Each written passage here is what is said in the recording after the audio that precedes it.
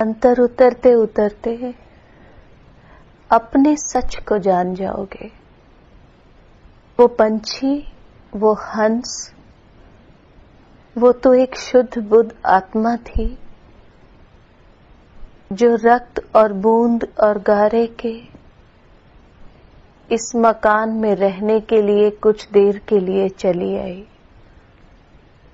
जैसे ही वो चली आई, लोगों ने मिलकर उसे एक नाम दे दिया।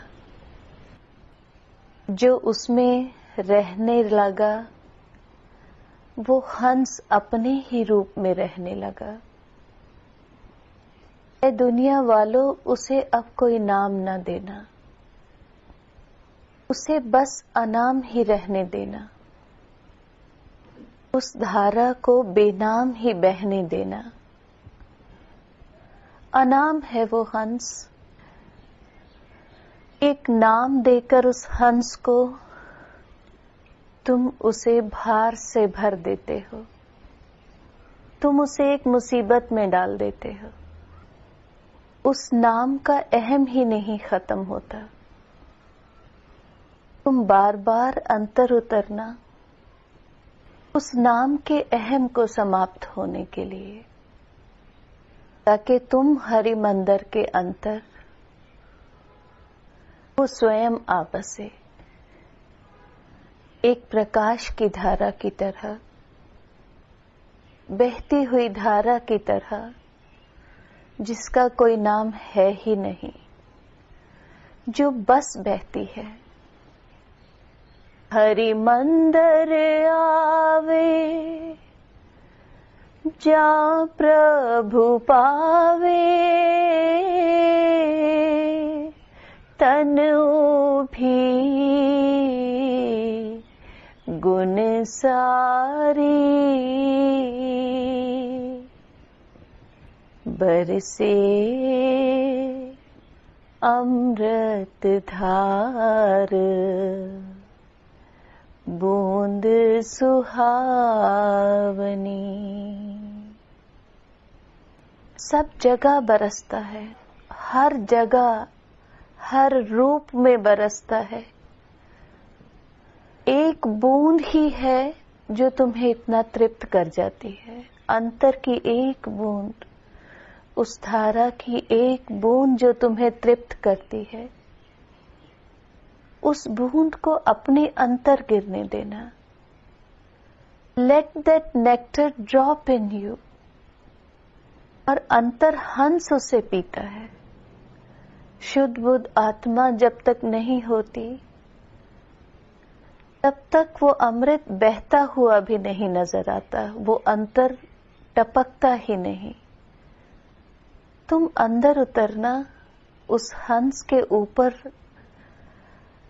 पड़े हुए बहुत से भार को उतारने के लिए। तुम्हारे अंदर झरता है वो झरना, तुम्हारी गगन गुफा में, तुम्हारे अंतर की गुफा में। गगन गुफा में निझर झरे अपने आप वो बहता रहता है। अंतर हंस जब वो पिए, वो अकथ कथा तब वो कहे। ये एक अकथ्य कथा है और उसको पिए बिना उसका कथन हो ही नहीं सकता कभी। सब कहानियां हैं। तुम हंस बनना, जो अमृत बरस रहा है सब ओर, जिसकी बूंद तुम्हारे अंतर भी बरसती है। तुम्हें तो पीने की तैयारी करनी है। बहता और टपकता तो वो स्वयं ही है, वही प्रसाद है उसका। तुम्हारे हंस बनते ही वो टपकता है। कोई स्वाद नहीं, कोई रस नहीं उसका, जो तुम्हें आत्म आनंद से अनुभूत करता है, जो तुम्हें तुम्हारे वो रूप जो अमर है, जो हंस बन चुका है, जब वो कहानी सुनाता है तो सुनने वाला भी अमरत्व की ओर चल पड़ता है, क्योंकि वो अमरत्व की कहानी नहीं सुनाता, वो अमरत्व तुम में बांटता है। वो रूह के तल पर, शब्द के तल पर तुम्हारे कान सुनते हैं, शरीर के तल पर वो बोलता है, परंतु आत्मा के तल पर वो अमृत तुम्हारी रूह को पिलाता है। जब वो तुम्हारी रूह को वो अमृत पिलाता है, तब तुम्हारे अंदर समुद्र मंथन शुरू होता है और एक दिन वो तुम्हारे अंतर से ही फूटता है। ये दुनिया अगर सराय है, लोग आते हैं, रह के लौट जाते हैं।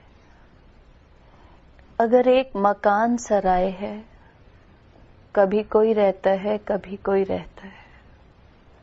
तो ये शरीर भी वो मकान है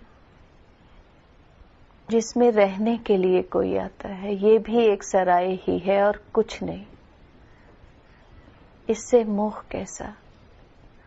एक भ्रम जिसे टूटते हुए सब देखते हैं, सबकी नजरें देखती हैं, सब जानते हैं कि ये सराय एक दिन टूटने वाली है, फिर भी हंस को मैला किए चले जाते हैं।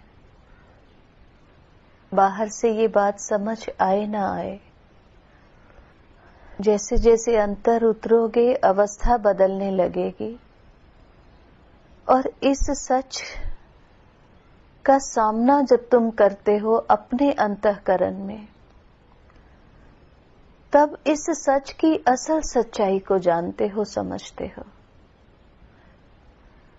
उसके बिना ये बाहर की बातें हैं, अपने अंतर से ये प्यास उभरे बिना इस कहानी के सत्य को कोई समझता ही नहीं। और ये सबसे बड़ा सत्य है, जब तक आत्मा को अपना घर नहीं मिल जाता, तुम्हारी अंतर चेतना वंजारा ही है। समय समय पर, कुछ समय बाद, अलग अलग जगह पर अलग अलग शरीरों के घर बदलती रहती है। कभी एक शरीर में रहती है, कभी दूसरा मिल जाता है, कभी कोई और, कभी कहीं, कभी किसी तरह, भटके हुए वंजारों की तरह। कभी किसी काफिले में, अर्थात किसी परिवार में, किसी समाज में, किसी मित्रों के संगठन में, अलग अलग जीवन में अलग अलग वंजारों की तरह, अलग अलग कारवां की तरह भटकते रहते हो, जब तक आत्मा को अपना घर नहीं मिल जाता। बरसों बरस बीते, तुम्हें अपना घर छोड़े, हजारों बरस बीत गए, अपना घर छोड़े, अपने घर की याद नहीं आई क्या? जब प्रभु तुम्हें भाता है, जब तुम प्रभु को भा जाते हो, तभी तुम्हारी काया हरिमंदिर होती है, जब वो भी तुम्हें चुन लेता है। इसलिए तुम तो सिर्फ अवेलेबल रहना, तुम उसकी दृष्टि में रहना। जब तक भेद है, तब तक उसकी दृष्टि। तुम बार बार थर्ड आई के सामने आना, उस दृष्टि के सामने, अपने प्रेम के कारण। पहले तो तुम आते हो, फिर वो दृष्टि जब तुम पर पड़ जाती है, तो वो तुम्हें अपने काबिल बना लेता है। पर उस दृष्टि के सामने आना जरूरी है।